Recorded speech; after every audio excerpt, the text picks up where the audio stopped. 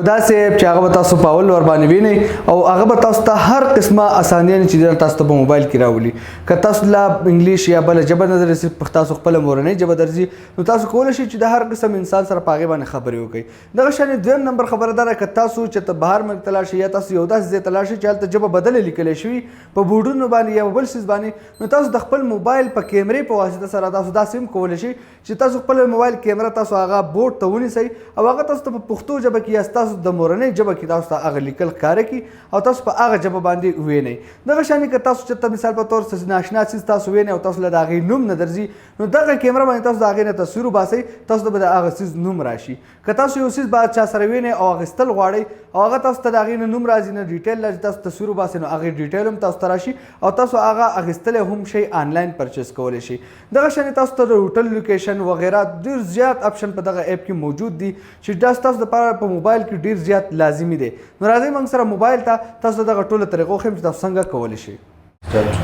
ټول ناول خو دا اپ تاسو کولاو کړئ نو د دې داسې انټرفیس راځي د دې لینک ما تاسو ته په اولني کمنټ کې درکړی دی هغه ځینې تاسو دا اپ ډاونلوډ کولی شئ صحیح ده چې کله تاسو کولاو کړئ نو دغه انټرفیس راځي تاسو بس په کته باندې کش کړئ نو تاسو ته داسې انټرفیس راځي د ټول ناول که تاسو دلته کې وګورئ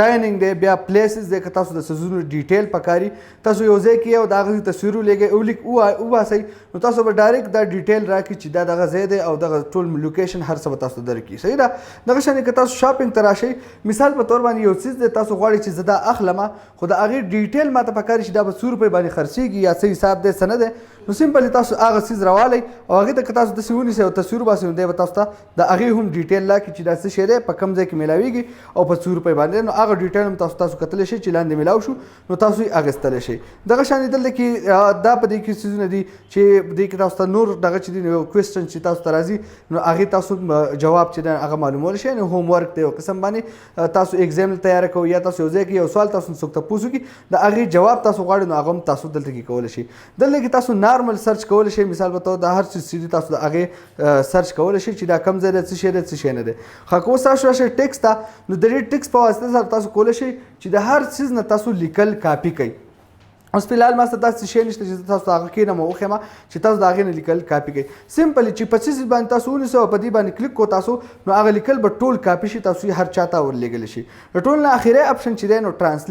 ټرانسلیټ بیا ټول نه زیاته فایده لري دلته کې تاسو کتلی شئ ډیټیکټډ لینګویج دی او دلته کې پښتو دی اوس چې زه تاسو هر قسم ژبې ته زه ستاسو د مخې لږ غونته کې ټرای کوم راشئ زه تاسو ټرای کوم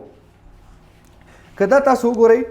دا وګورئ تاسو ډیټیکټډ لینګویج دی صحیح ده نو که زه د دې نه داسې تصویر وباسم نو ریزلټ تاسو وګورئ چې هغه ټول پښتو ته راغله دا تاسو کتلی شئ چې هغه لیکل ټول پښتو ته راغله نو په دغه طریقه باندې تاسو کولی شئ چې تاسو هر قسمه لیکل چې دي نو هغه تاسو په پښتو باندې وګورئ صحیح ده نو دا ډېر زیات اسان دی که تاسو ته هر ځای کې بورډ راشي نو تاسو ډېر په اسانه سره تاسو د هغې نه لیکل کاپي کولی شئ یا تاسو ځان پوه کولی شئ چې دا یې څه لیکلي دي نو دا ونه ویډیو کې خوښ شي ویډیو لایک کړئ چینل سبسکرایب کول مه هېروئ ویډیو د خپل ملګرو سره شیر کړئ تر بل ویډیو د خپل ځان ډېر زیات خیال ساتئ د الله په امان